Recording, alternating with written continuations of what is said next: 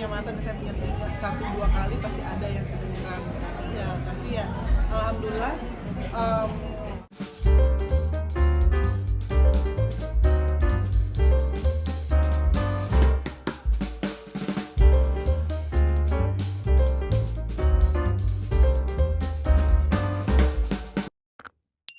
dalam macam itu. Jadi ya yang buat saya tuh benar-benar ngerasa stres banget saat ini. Jadi benar-benar terpuruk banget, pernah merasakan terpuruk banget, pernah. Sampai tahap sahabat-sahabat saya bilang, jangan dibaca komentar, jangan didengerin apa yang orang ngomongin tentang kamu.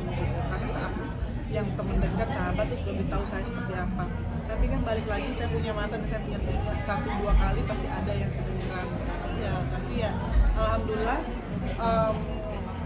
support system saya ibarat kayak sahabat gitu, yang bisa membuat saya ngerasa oke, gua harus bisa ngadepin, dalam arti bukan berarti balesin satu-satu komen orang, enggak, belajar untuk cuek sih, lebih baik untuk belajar untuk cuek.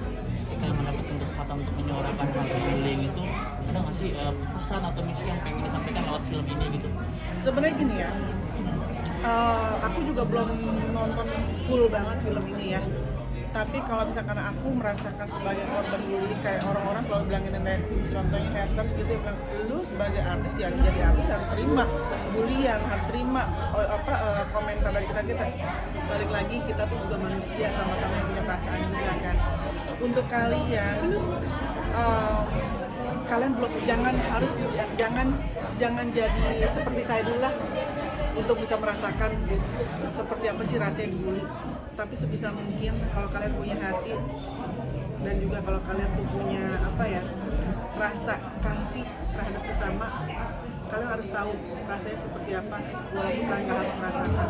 Jadi stop untuk memberikan bullying, memberikan komentar yang tidak baik gitu.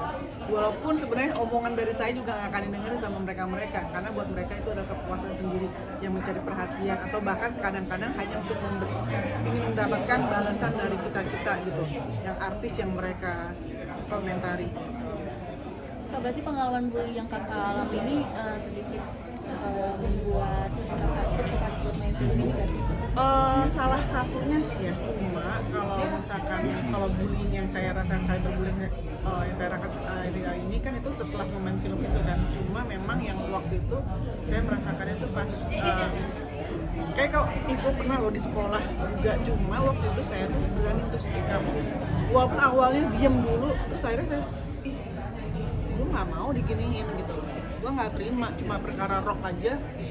Dulu kan zaman dibilangnya digencet gitu kan, dan yang kakak kelas itu merasa mereka senioritas, lebih berhak untuk memberikan pelajaran untuk yang juniornya.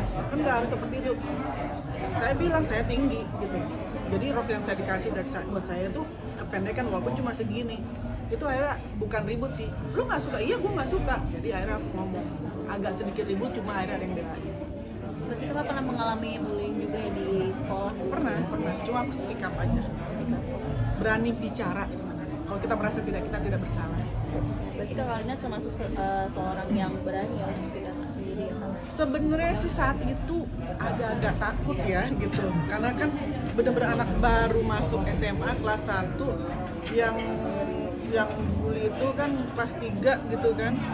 Aku ngerasa gila ya gitu, gue nggak salah apa-apa tapi diginiin gitu kan. Sempet diem dulu, terus udah gitu akhirnya aku mikir di dalam kelas, terus aku berdiri, aku tonjok pintu kelas gitu kan, karena maksudnya terus dicamperin, lu nggak suka? Iya gue nggak suka, udah ngomong kayak gitu. Apa sih yang terpikirkan kakak untuk berani speak up?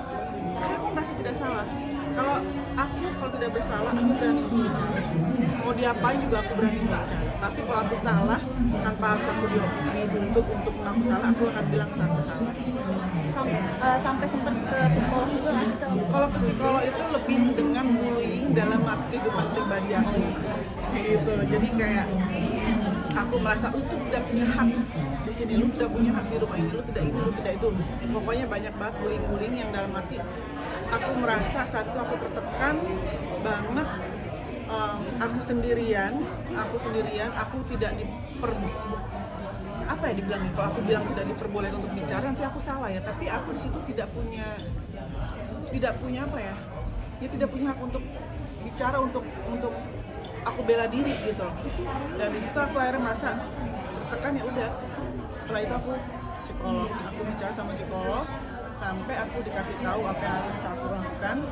Ya mungkin memang bukan cuma itu aja, tapi dari masa lalu aku juga, tapi triggernya di situ. Udah dari psikolog itulah aku ngerasa oke, aku harus begini, aku harus begini.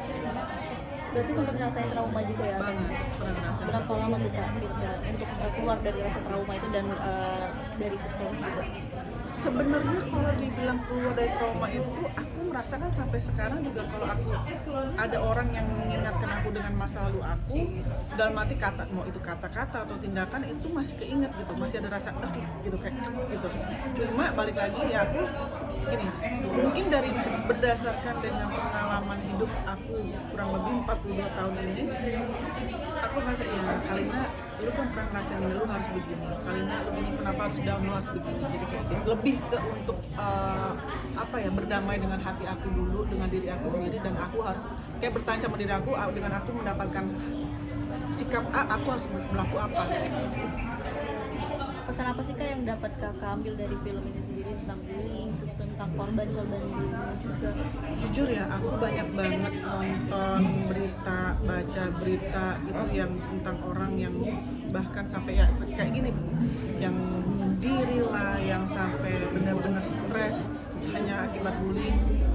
Ayolah, kita sesama manusia, jangan menyakiti, jangan memberikan hal-hal yang membuat orang, jangan pressure terhadap orang, karena kalau kamu tidak mau diperlakukan begitu, jangan memperlakukan orang seperti itu. Karena jujur ya, kita sama-sama manusia, kita sama-sama punya perasaan, sayangi sesama, itu aja. Udah?